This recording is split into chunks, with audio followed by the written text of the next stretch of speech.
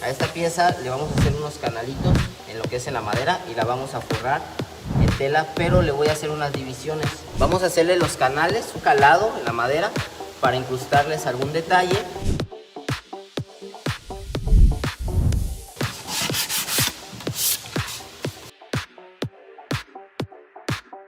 Voy a separar esta pieza, esta y esta.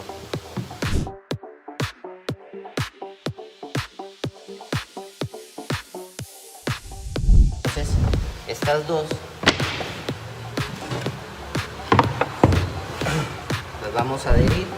Estas dos ya van a quedar fijas al cajón y esta la vamos a forrar aparte. Y aquí le vamos a poner una pequeña incrustación en cromo.